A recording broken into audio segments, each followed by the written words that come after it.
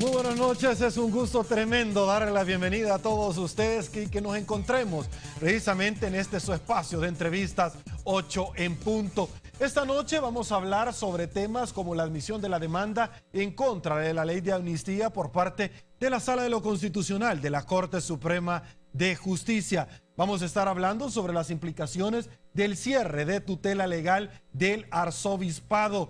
Vamos a conversar sobre este tema y muchísimos más esta noche con nuestros invitados, a quien le damos la bienvenida. Nos acompaña el licenciado Benjamín Cuellar, director del IDUCA, Instituto de Derechos Humanos de la UCA. Licenciado, muy buenas noches, Sergio, un gusto tenerlo acá. Gracias, Sergio, por la invitación. No, gracias a usted por tomarnos en cuenta. También nos acompaña el licenciado Pedro Martínez, que también es abogado del IDUCA. Licenciado, muy buenas noches, un gusto tenerlo acá. Gracias igualmente, Sergio, muy amable de invitarnos. No, gracias a ustedes. Gracias a Banco Agrícola también, porque hace posible este primer segmento. Y bueno, arrancamos este bloque con el primer tema y es la admisión de la demanda por parte de la Sala de lo Constitucional en contra de la ley de amnistía. Para tener un poquito de contexto, déjeme y le cuento que el 21 de septiembre la Sala de lo Constitucional abrió de nuevo la puerta a una posible anulación de la ley de amnistía otorgada después de la Guerra Civil. En 1992, los acuerdos de paz, en 1993 se da el andamiaje legal para gozar de estas prerrogativas por parte de ambos actores de diferentes bandos que obviamente se dieron cita en este conflicto armado. Esto tras la admisión de una demanda de inconstitucionalidad.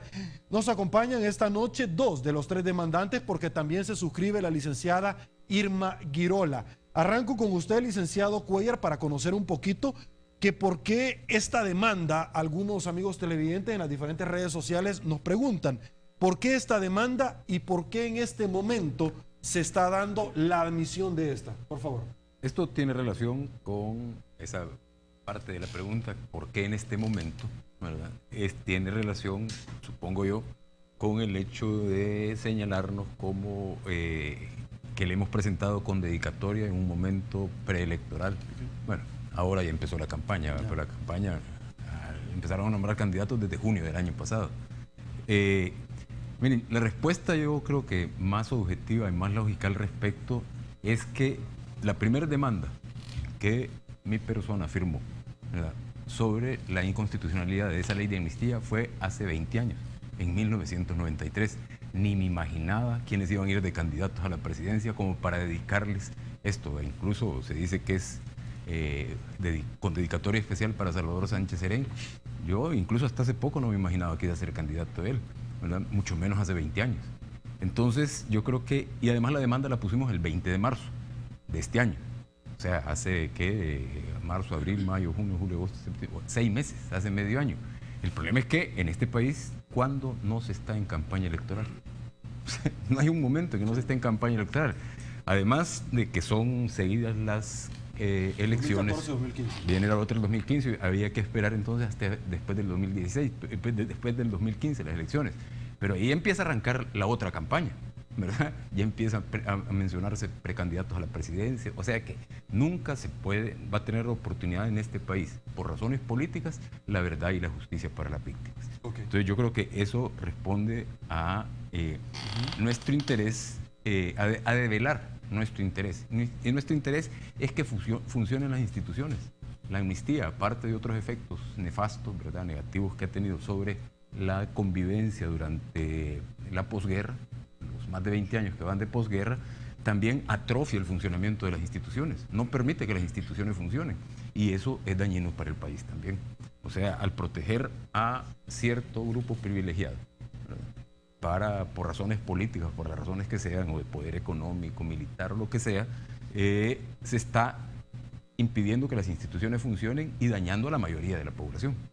Entonces, la amnistía nosotros consideramos que, y lo podemos desarrollar más adelante, en lugar de superar la impunidad, como se planteó en el acuerdo de Chapultepec, más adelante puedo leer ese numeral del acuerdo de Chapultepec, fue firmada meses después, ¿verdad?, que 1 año y 2 meses después del acuerdo de Chapultepec, y lo que vino es a fortalecer la impunidad en lugar de ayudar a superar la impunidad, que era el numeral 5 del capítulo 1 de que era relativo sobre la Fuerza Armada del acuerdo final de paz, el acuerdo de Chapultepec. Ok, pero ¿qué le diría el licenciado Pedro Martínez a las personas que en algún momento han aseverado, mire, no es conveniente, esto es abrir viejas heridas, resentimientos que hay que sobrepasar precisamente para tener un entendimiento? Ahora, otras personas aseveran, mire, una cosa es la ley de amnistía que en muchísimos países en el mundo que han estado en un conflicto bélico, pues de común acuerdo entre las partes han llegado a establecer como una salida formal a este conflicto, entre otras prerrogativas. Pero de eso, a los delitos lesa humanidad, a un fuego cruzado, que es algo normal, natural entre ambos bandos, pero de eso a llegar a los genocidios, a grupos étnicos, raciales, como puntualmente la masacre del Mozote, como la masacre de los jesuitas, como la masacre de integrantes del ejército de los Estados Unidos, llámese Zona Rosa, son dos cosas muy diferentes. Así es, hay que decir que en realidad cuando nosotros trabajamos en esta demanda de inconstitucionalidad, lo que queremos es realmente elaborar un momento, la oportunidad para que las personas, las víctimas de esta guerra, puedan tener los espacios que se les cerraron para poder contar su historia, para poder establecer responsabilidades y para encontrar la verdad, que es lo que absolutamente nos interesa a nosotros. En este sentido, lo que hemos tenido como experiencia en el IDUCA y otras organizaciones de derechos humanos es que hemos presentado denuncias en la Fiscalía General de la República por varios años. El caso de Mario Zamora, el ex procurador general de Pobres, asesinado el 23 de febrero de 1980, por ejemplo. Está en la impunidad, no se ha determinado quiénes son los responsables. Y otros casos, ¿verdad? Nosotros presentamos esos casos ante la Fiscalía y están ahí en el sueño de los justos o de los injustos, ¿verdad? Simplemente, incluso este expediente se perdió en la Fiscalía. Estamos hablando de administraciones anteriores, nosotros presentamos casos, no había respuesta, ni un sí ni un no. Permítame, el expediente se perdió en la Fiscalía. Presentamos la denuncia y ese expediente se perdió. ¿Han conversado con el señor fiscal general de la República? Porque ese es un delito penal. Claro, nosotros tenemos la copia de recibido, ¿verdad?, de la demanda, presentamos nuevamente la demanda para que lleve curso, ¿verdad? Se lo volvimos a presentar. Se abrió el expediente, se asignaron fiscal y eso es lo que ha pasado en muchos casos. No se perdió el expediente, pero ni siquiera se le asignaba fiscal. Hay que decir ahora, con los casos que presentamos este 20 de marzo, porque el 20 de marzo no solo presentamos la demanda de inconstitucionalidad, presentamos 43 denuncias de casos de violación a derechos humanos. Estamos hablando de masacres, ejecuciones sumarias y torturas. Los presentamos y hay que decir, en honor a la verdad, que hoy sí se ha visto que algunos expedientes ya están trabajándose, se han hecho algunas diligencias, se han ampliado las entrevistas de la víctima y la idea en algunos casos se ha pedido exhumaciones también. Y por supuesto establecer la responsabilidad, si la hay, ¿verdad? En algún momento alguien tiene que ser irresponsable. Entonces, esto no es simplemente la ley de amnistía, es todo un proceso de abrir espacios a las víctimas para que puedan contar lo que nadie les ha permitido contar. Porque la ley de amnistía incluso le cerró el espacio civil. La ley de amnistía dice que queda extinguida la responsabilidad civil en todos estos casos. O sea, a las víctimas no le quedó espacio para nada. Entonces lo que queremos nosotros es generar ese espacio. Ok, usted se refirió anteriormente, licenciado Martínez, al tema de las exhumaciones. De todos es conocido que se están realizando exhumaciones con relación a la masacre del Mozote, pero según leía yo en un rotativo de circulación nacional, se quería como interponer un recurso de pronto despacho ante la Sala de lo Constitucional porque no se tenía la celeridad que todos esperaban. ¿Cómo es este tema? Hay un problema serio en los casos de exhumaciones en este país. En primer lugar, falta personal. Solo una persona especializada tiene la Fiscalía. De Fiscalía. El licenciado Tica. Exactamente. Y por medicina legal hay 4 o 5 médicos que también trabajan en esto, pero son muy pocos. Recordemos que en el caso del Mozote, en la Corte Interamericana de Derechos Humanos fueron identificados apenas 440 víctimas de alrededor de 1000 víctimas en ese caso. ¿Por qué? Porque no hay recursos, porque se abandonó el caso, porque nadie, ningún gobierno hizo nada por ir a trabajar con las víctimas, a pedirles que expliquen qué fue lo que pasó, quiénes son los que desaparecieron, o hacer un censo. Son cosas que ahora en la sentencia de diciembre del año pasado, la Corte Interamericana obliga al Estado a realizar. Ahora, fue suficiente, ya voy con el licenciado Cuellar para tocar otro tema, pero para agotar ¿fue suficiente ante los ojos del Instituto de la Defensa de los Derechos Humanos, IDUCA, que el presidente de la República haya pedido perdón en la masacre El Mozote y de pronto se le hayan rodado algún par de lágrimas, o ustedes esperaban una actitud más allá de simple y sencillamente un discurso? La oportunidad la ha tenido, la Corte ha dicho claramente qué es lo que debe de hacer para cumplir con la sentencia. Hay un proyecto de vida que debe de iniciarse, hay que darle la oportunidad a la gente que quiere regresar, dijo la Corte, para que puedan crear nuevamente su proyecto de vida. Hay que hacer un censo para establecer las 660 víctimas que hacen falta identificar, que no se pudo identificar ni con indicios de que tiene la existencia legal, ¿verdad? Hay que llevar... ¿El proyecto de vida qué significa? Significa darle las condiciones de dignidad de la persona, de educación, salud, vivienda, todo ese tipo de cosas que no se han hecho. Luego del perdón no ha habido acciones concretas, están pendientes el cumplimiento de la sentencia del caso El Mozote. Ok, magnífico. Me voy con el licenciado Cuellar porque es un tema que usted ya lo mencionaba. Mire, no es casualidad que en tiempo electoral se haya admitido la demanda, porque sabemos que en el pasado ya la Corte, la Sala de lo Constitucional anterior ya se había pronunciado, pero todos nosotros conocemos que una nueva resolución se podría estar dando indistintamente de que haya un antecedente, porque son dos cortes muy diferentes. Sobre esa base, usted mencionaba, mire, alguien podría decir, mire, la fórmula presidencial del FMLN, pero yo he leído a algunas personas en algunos rotativos decir, mire, la derecha está revuelta, y referían puntualmente al expresidente de la República, Alfredo Cristiani, y otras personas que en su momento lo acompañaron en el gabinete, que en algún momento la derecha podría también estar como un poco expectante ante esta resolución. Bueno, yo creo que, bueno, en primer lugar, solo para puntualizar algunas cosas, la Corte Interamericana de Derechos Humanos le puso plazos al Estado salvadoreño para que cumpla con las demandas. Por eso el fiscal general de la República, entiendo yo, está gestionando fondos para realizar las exhumaciones lo más pronto posible. Hay plazos para que eso se haga, para el pago de la indemnización, ¿verdad?, para la reparación material, reparación moral, etc.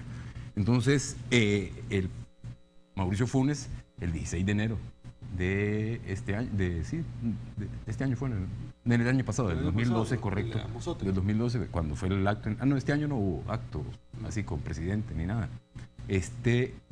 Dijo dos cosas que hay que tomar en consideración: quitar los nombres de violadores de derechos humanos de las instalaciones de la Fuerza Armada. El cuartel de la Unión se sigue llamando Coronel Lasmitia, ¿verdad?, y el cuartel de la Tercera Brigada en San Miguel se sigue llamando Teniente Coronel Domingo Monterrosa, ¿verdad? Dijo también de que en los próximos días se iba a anunciar el Programa Nacional de Reparación de Víctimas. Hasta la fecha no se ha anunciado ese programa, por lo menos yo, que estoy metido en esto, no he tenido conocimiento de eso. Entonces, más allá de las lágrimas y de los perdones generales, lo que se ha visto es perdonar generales, ¿verdad?, acusados en la Audiencia Nacional de España, por ejemplo, y darles refugio en la Ex Guardia Nacional, en el cuartel de la Ex Guardia Nacional. Con respecto a la pregunta, ¿verdad?, o al planteamiento del alboroto entre la derecha, ¿verdad?, es que sí tienen que alborotarse también. ¿Por qué? Porque esto no va de condedicatoria a nadie, y nosotros lo que estamos haciendo es recuperar el espíritu y la letra del Acuerdo de Chapultepec.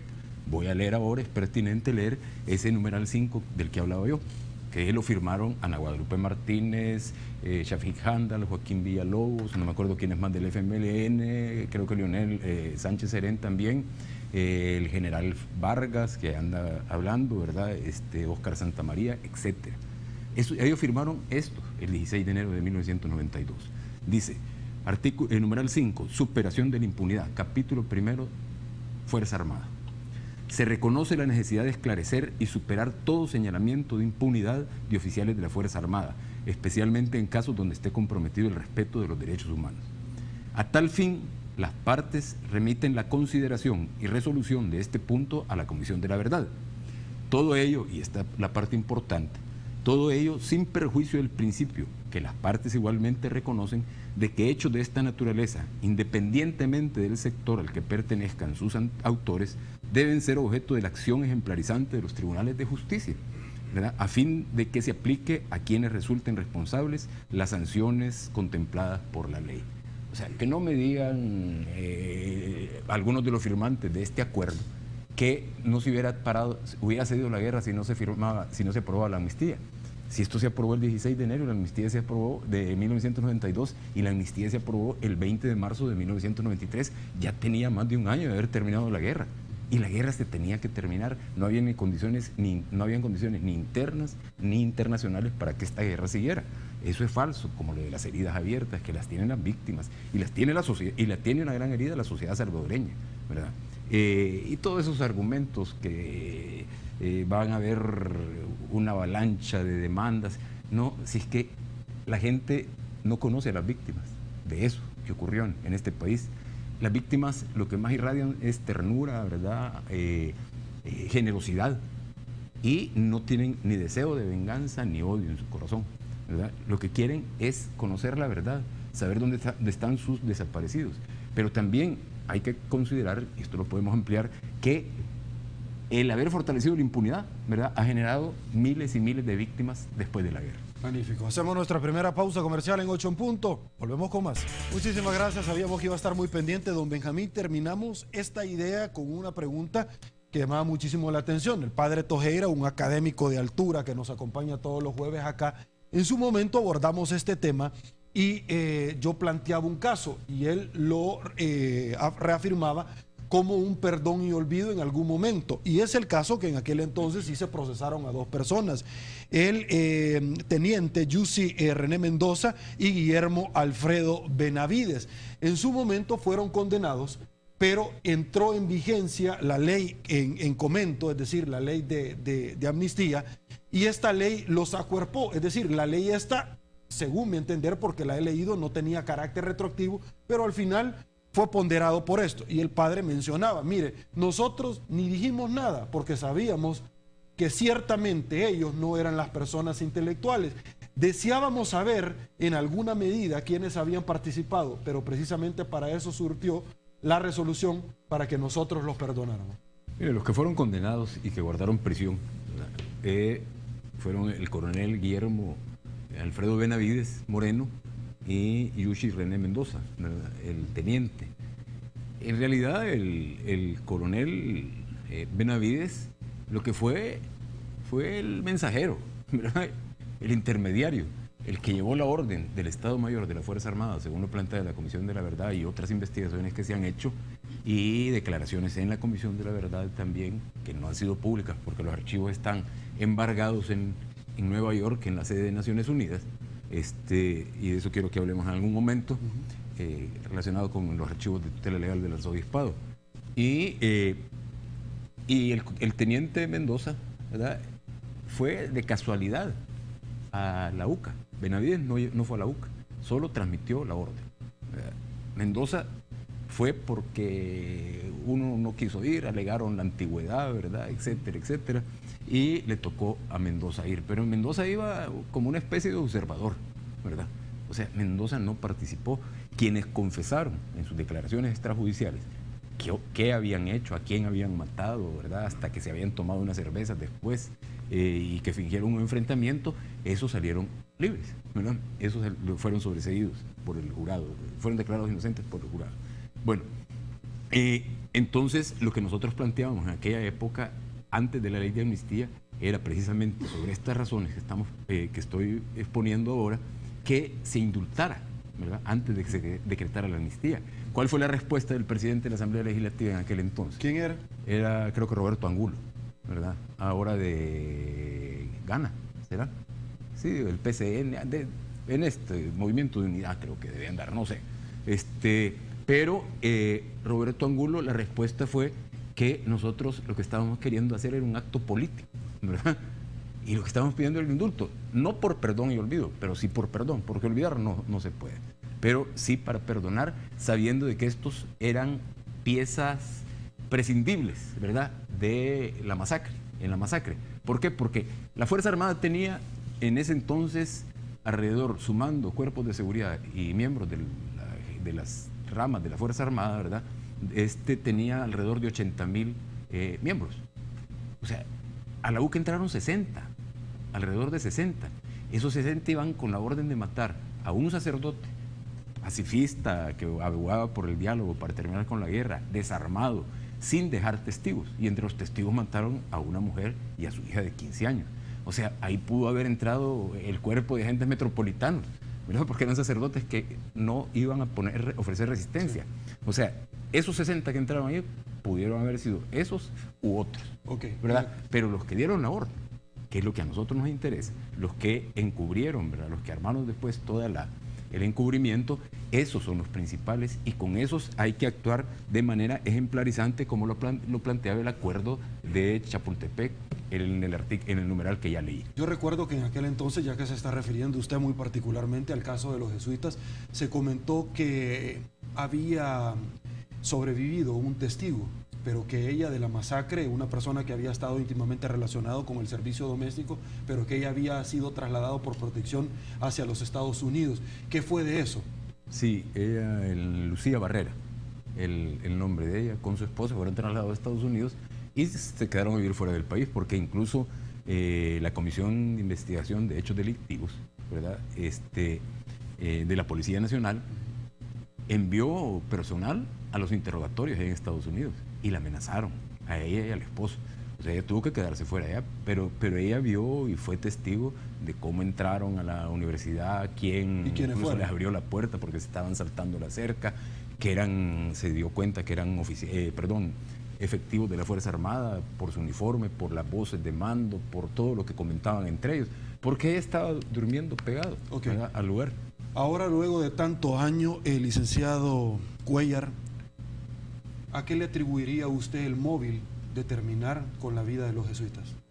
Bueno, yo creo que se mezclaron ahí la desesperación por la ofensiva del guerrillera más grande, ¿verdad?, de la guerra, que llegó hasta las mismas casas de funcionarios de gobierno. Tengo entendido que hasta se metieron a la casa del presidente Cristiani.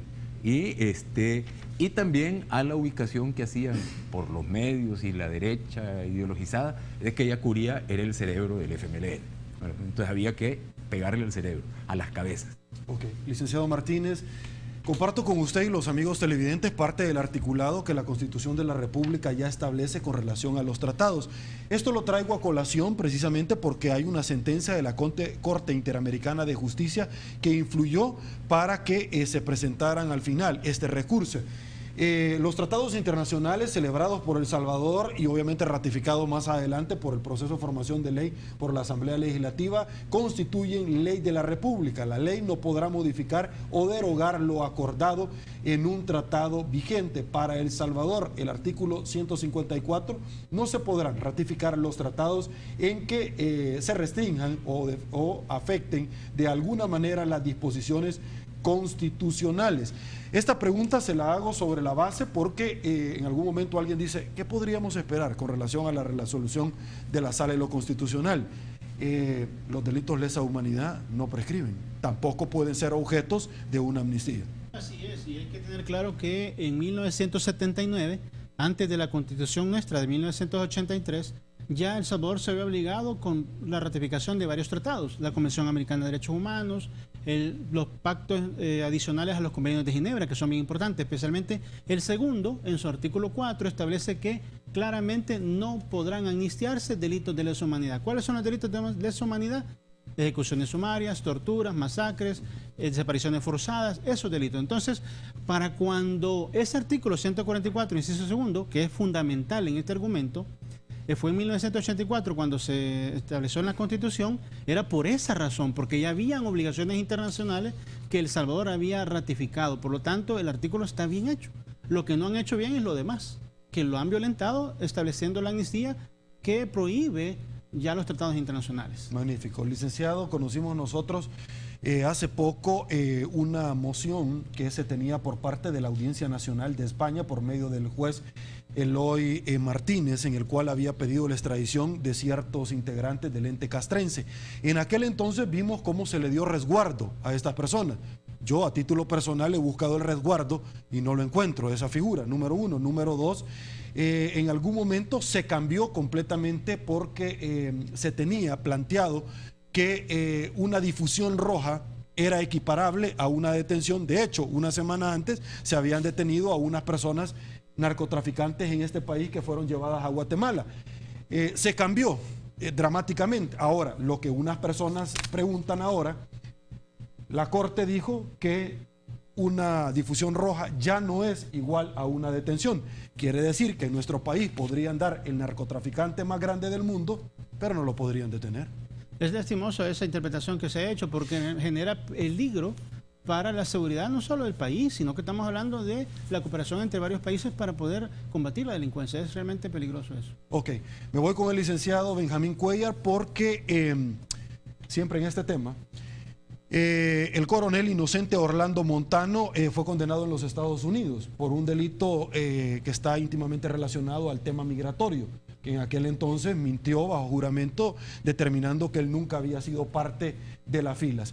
El tema no es ese, el tema es que ya se conoce públicamente de que la Audiencia Nacional de España podría pedir la extradición luego que él cumpla esa sentencia en los Estados Unidos sin pasar por El Salvador directamente. ¿Qué implicaciones tendría este acto sumado con la posibilidad concreta que la Sala de lo Constitucional deje sin efecto total o parcialmente la ley de amnistía? Por favor. Yo quiero agregar a el planteamiento o la pregunta anterior lo siguiente, y lo voy a relacionar también con Inocente nomás de nombre, Orlando Montano. Las alertas rojas, según los protocolos de Interpol, de la Policía Internacional, son órdenes de captura internacionales. Las alertas amarillas son órdenes de localización, ¿sí? Entonces, no es daltonismo, pero algún problema tienen la Corte Plena que votó, ¿verdad? Los que votaron en Corte Plena diciendo que las órdenes que habían enviado el Interpol, ¿verdad?, para estos militares que se fueron a esconder, ¿verdad?, no a resguardarse, a esconder, mientras la Corte buscaba argumentos, aunque no fueran, ¿verdad?, no se sostuvieran de pie, ¿verdad?, buscaba argumentos para dejarlos en libertad. El argumento fue que las órdenes de captura internacional en El Salvador no son de captura, sino que son de localización. Por eso alguien bromeando decía, ¿verdad?, que si Bin Laden, ¿verdad?, Osama Bin Laden, si hubiera venido a El Salvador, ¿verdad?, aquí nadie lo hubiera capturado, si hubieran librado órdenes de captura internacionales, las alertas rojas, ¿verdad?, y más si se hubiera escondido en la fábrica de empleo. Entonces, realmente en el país, yo creo que, y aquí vengo con Inocente Orlando Montano, quien negó más que Pedro a Jesús, ¿verdad?, pertenecer a la Fuerza Armada. Inocente Orlando Montano, cuando lo capturaron, venía en su vehículo por tierra a El Salvador. Le preguntaron que por qué venía a El Salvador y dijo, es que allá estoy más seguro. O sea, es que El Salvador es el paraíso de la impunidad. Entonces, ya en concreto con lo de Montano, él, ¿verdad?, fue procesado por perjurio y otros delitos contra la autoridad migratoria y fue condenado a 21 meses. En esos 21 meses es tiempo suficiente para tramitar la extradición a España. Yo tengo entendido que la solicitud de extradición ya fue pedida desde antes, por eso precisamente venía para El Salvador a refugiarse, a resguardarse, como dicen. Entonces va a estar 21 meses desde que emitieron la sentencia o le leyeron el fallo, la condena, va a estar 21 meses en una prisión, ¿verdad?, en Estados Unidos. Es tiempo, digo, suficiente para tramitar la extradición y entonces de ahí lo más probable es que vaya, y a eso se le está apostando, que vaya a una prisión en Madrid, ¿verdad? El juez Eloy Velasco no tiene que pasar por acá, ¿verdad? No va a ser deportado acá para que acá diga otra vez la Corte de que no se le puede extraditar. La extradición se le están solicitando al gobierno estadounidense. Entonces, estando en Madrid frente al juez Eloy Velasco en la Audiencia Nacional de España, que solo necesita un imputado para llamar a la vista pública y la condena, lo más seguro es que sea, bueno, el fallo sea condenatorio y esa condena alcanza no solo para Montano, sino que para el resto que están en la querella. Entonces Montano pasa de cárcel de Estados Unidos a cárcel en Madrid y el resto van a tener como cárcel 20.000 kilómetros cuadrados. El centro penal El Salvador, ¿verdad? No sé, ojalá no pierdan la isla Conejo para que puedan ir a pasear a una isla, ¿verdad? A esa isla, por lo menos. Bueno, hacemos una nueva pausa comercial, regresamos con otro tema, cierre de tutela del arzobispado, parte de lo que tenemos esta noche que compartir con todos ustedes. Volvemos. Estamos de regreso, el otro tema a abordar es implicaciones del cierre de tutela legal del arzobispado. Y es que déjeme contarle que los ex empleados de la Oficina de Tutela Legal del Arzobispado demandaron que instituciones del Estado reclamen la custodia de la información sobre violaciones a los derechos humanos que ha quedado en poder de las autoridades de la Iglesia Católica. quienes laboran en la oficina temen que toda esa información que fue determinante para la investigación de la comisión, del informe de la Comisión de la Verdad tras el conflicto armado, tenga un destino que haga olvidar esta historia. Esperaríamos pues que el mismo presidente se pronuncie, porque creemos que la cantidad de documentación que hay representa un alto porcentaje de la historia, ¿verdad?, reciente de este país. Eso denota que hubo planificación, que se nos pudo haber comunicado, ¿verdad? Y que qué coincidencia cuando hoy se está discutiendo la ley de amnistía y será la disolución de tutela, ¿verdad? Es una demasiada coincidencia.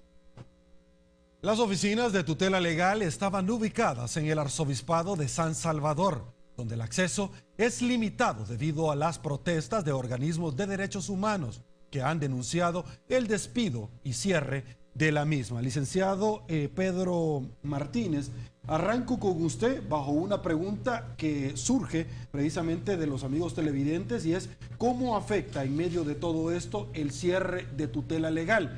Luego, don Benjamín, desde ya se lo adelanto, le voy a preguntar, porque yo he escuchado que ellos han aseverado el argumento de que no hay plata para seguir manteniendo a estos empleados. Por favor. Bueno, es una tristeza realmente, porque con tutela legal de los Arzobispado y otros organismos con los que hemos trabajado, IDUCA, hemos hecho un trabajo importante por la defensa de los derechos de las personas, de las víctimas. El último caso en el que estuvimos compartiendo con los colegas fue el caso Récord, un caso importantísimo que sigue la gente padeciendo el problema de contaminación. Ustedes vieron en los diarios esta semana, leche contaminada con plomo en los últimos análisis que han realizado, y la solución no ha llegado.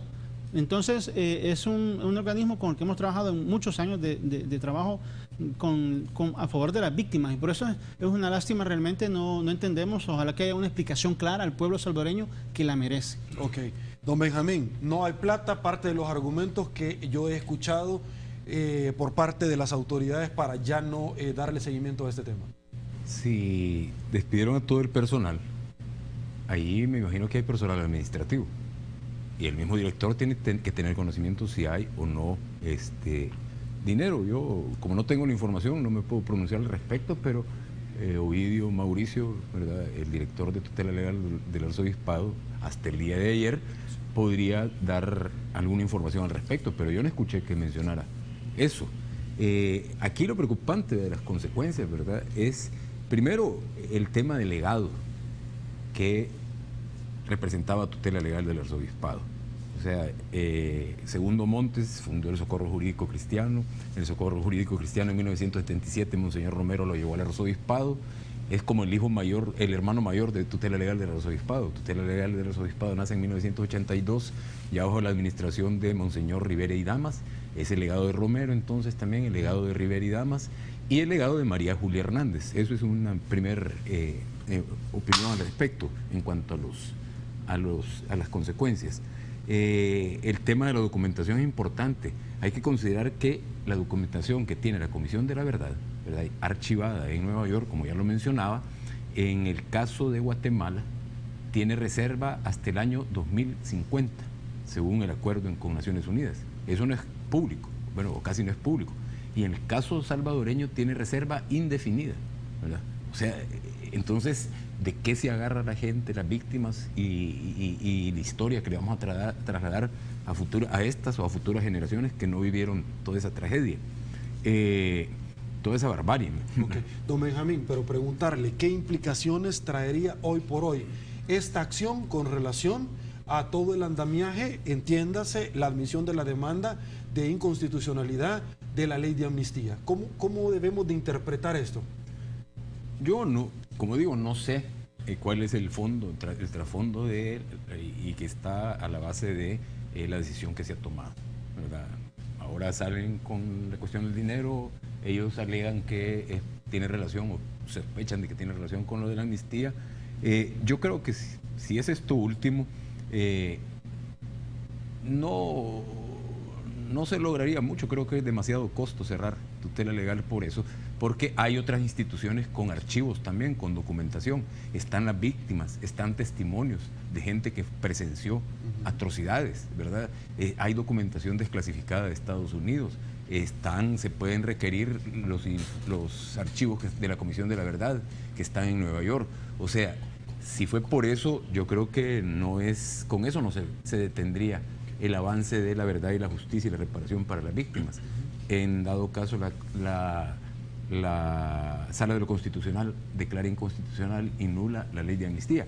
Pero incluso, aún sin que eso se diera, ¿verdad?, no se puede detener porque la Corte Interamericana de Derechos Humanos, con la sentencia del Mozote, de hecho y de derecho, declaró que esa ley de amnistía no se puede aplicar a casos como el Mozote ni a casos similares. O sea, el camino ya está marcado. Que se ha tardado más aquí en El Salvador de recorrerlo el país es otra cosa. Ok, licenciado Martínez, ¿cómo queda el tema con el cierre de esta institución de tutela legal? Quedan sin representación las víctimas del Mozote. Y ya lo decía don Benjamín, tutela legal fue creada en 1977 por Óscar Arnulfo Romero para darle auxilio como un socorro jurídico a los más pobres víctimas de graves violaciones a los derechos humanos. Partiendo de esto y que se están haciendo las exhumaciones, ¿podría en algún momento la Fiscalía General de la República solicitar el resguardo de estos documentos por el temor a que se vaya a perder? Es decir, si se ha perdido información reciente en la Corte Suprema de Justicia de probidad, ya no digamos algo tan importante como en nuestra historia representa como estos archivos. Claro que sí, es importante decir que el caso no ha terminado con la sentencia, el caso hay que darle seguimiento a cómo el Estado salvadoreño va cumpliendo con lo ordenado por la Corte. Ojo con eso, es lo ordenado por la Corte. ¿Y qué es lo que hemos visto en este país? Que las sentencias no se están cumpliendo. Es algo de todos los gobiernos y entonces es importante, entiendo yo, según lo que he estado leyendo, que Tutela estaba preparando un informe del incumplimiento realmente de la sentencia y es lo que iban a publicar dentro de poco. Entonces, el seguimiento nosotros lo hemos visto con otros casos, caso García Prieto, caso que hemos llevado ante la Corte Interamericana, estamos luchando por el cumplimiento total de las sentencias y no se ha dado totalmente. Ok, don Benjamín, ¿qué casos de violaciones de derechos humanos deberían, a su juicio, de ser judicializados por no ser amparables bajo la sombría de la amnistía y ser delitos lesa humanidad? Es obvio que el caso de Monseñor Romero, ¿verdad?, el caso de la masacre del Mozote, que ya se está haciendo el intento y hay una sentencia firme de la Corte Interamericana, el caso de la masacre del Zumpul, del Calabozo, de las Hojas, hay cantidad de casos en este país ¿verdad? No he mencionado la masacre de la UCA, ¿verdad? Incluso el de Romero y la masacre de la UCA ya se sabe la verdad, ya se le han hecho homenajes en ambos casos a los jesuitas, ¿verdad?, y a Monseñor Romero. Pero en el caso de la masacre de la UCA hay que señalar algo particular. Se ha homenajeado a los jesuitas, no a Julia Elbas Ramos y a Celina Ramos, que es por quienes nosotros estamos trabajando, ¿verdad? O sea, por aquellos que han sido, aquellas víctimas que han sido despreciadas por el poder, ¿verdad? Ya sea rechazando la posibilidad de abrir, siquiera reconocer la responsabilidad del Estado, o como este gobierno que ha reconocido la responsabilidad del Estado, pero, por ejemplo, salto otro caso que es de la posguerra, y lo mencionaba Pedro, el caso García Prieto, que es una ejecución del 10 de junio de 1994, 2 años y algo después de la guerra. Tanto el gobierno de Saca como el gobierno de Funes, ¿verdad?, han cumplido cosas accesorias, ¿verdad?, de la sentencia, ¿verdad?, publicación de la sentencia en un periódico de circulación nacional, y lo han cumplido mal, ¿verdad?, por el gobierno de Saca, corrigió la plana. Pero la investigación de las responsabilidades de todos los responsables materiales e intelectuales, eso no se ha investigado. Lo mismo ha ocurrido con los otros casos. Entonces yo creo que casos hay una cantidad para plantearlos. Pero también hay que abrir la posibilidad a la justicia transicional en su modalidad de justicia restaurativa. ¿Por qué no? Sobre todo en la base. Allá en los cantones donde ocurrieron estas masacres, se abre la posibilidad de tener tribunales de justicia restaurativa, donde el tejido social realmente se rompió. El gobierno y la guerrilla ahora brindan en las recepciones, ¿verdad?, en alguna taberna de por aquí de la ciudad, se abrazan y todo eso. Ese tejido social, yo no sé si con poliéster, pero ya lo recuperaron. Pero no es el tejido social roto de verdad, allá abajo y adentro de El Salvador, donde hay gente que todavía tiene temor. Después de 40 años de la masacre de la Cayetana, hay gente que sigue teniendo temor porque los responsables de esa masacre conviven ahí y se sienten envalentonados porque están protegidos por la ley de amnistía, y la otra gente se siente con temor. Entonces se podría resolver muchas de estas cosas sin llegar a judicializar los casos, pero sí poniendo las condiciones para que a las víctimas les pidan perdón y las víctimas puedan perdonar. Ok, pero sí se tendría que dar un acuerdo de reconciliación, como en algún momento mencionó el padre Tojeda. Precisamente por eso con el padre Tojeda y en el IDU que hemos planteado, ¿verdad?, que derogando y anulando esta ley de amnistía, inmediatamente se apruebe una ley, llámele, de reconocimiento de la dignidad de las víctimas que nunca la perdieron, de reconciliación o de conciliación nacional. Ese nombre no me gusta mucho, ¿verdad?, porque me recuerda cosas del pasado. Y todavía del presente. Pero yo sí creo que hay salidas y no tienen validez frente a esas salidas, amenazas como que va a venir otra guerra, va a correr sangre, etcétera, etcétera. Ok, magnífico. Antes de ir a una pausa comercial, es importante mencionar que se me ha enviado una documentación donde nos comentan que el Tribunal Quinto de Sentencia de San Salvador acumuló el caso de injuria, difamación en contra del expresidente Elías Antonio Saca al juzgado sexto de sentencia. Los dos se van a conocer paralelamente, pero que la audiencia que estaba programada para el 10 de octubre del presente año se va a trasladar para el 21 de octubre del corriente año, por cuanto la defensa, o mejor dicho, la querella en este caso, o los acusadores del señor Gutiérrez, han estimado que él va a salir fuera de nuestro país. Quiere decir que el 21 de octubre del corriente año se va a celebrar esta audiencia, que por supuesto le vamos a informar en las diferentes emisiones de Teleprensa. Pausa, regresamos. Participación Ciudadana. Estamos de regreso, mil gracias por su preferencia. Saludo a mi productora, Georgina García, porque a continuación nos da a conocer Participación Ciudadana. Buenas noches, Georgina. Buenas noches, Sergio. Buenas noches a nuestros invitados y a nuestra audiencia. Margaritas dice, no hay que seguir violando los derechos de las víctimas. Amnistía, dice Hugo Treminino.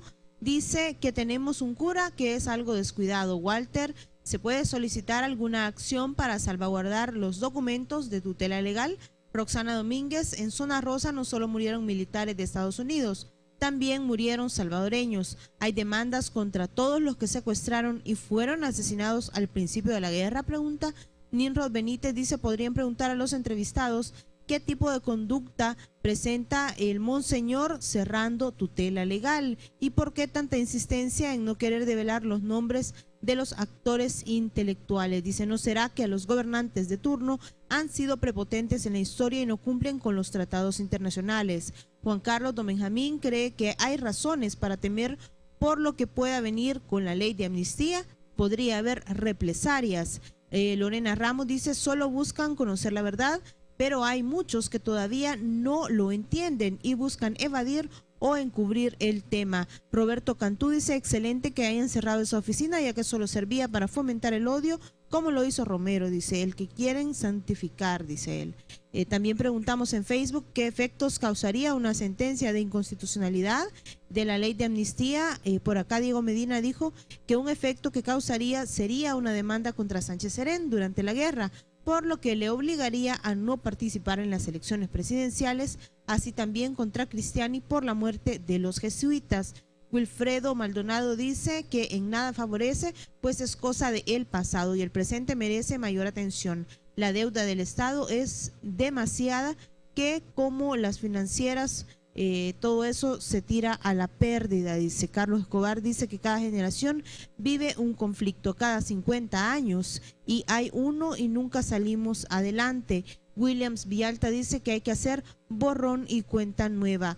José Medina dice, no tenemos que estar esclavizados a vivir del pasado. Hasta acá vamos a llegar con la participación ciudadana de esta noche. Muchísimas gracias, Georgina. Gracias a usted por estar pendiente, como todas las noches, de nuestros invitados de su entrevista 8 en punto.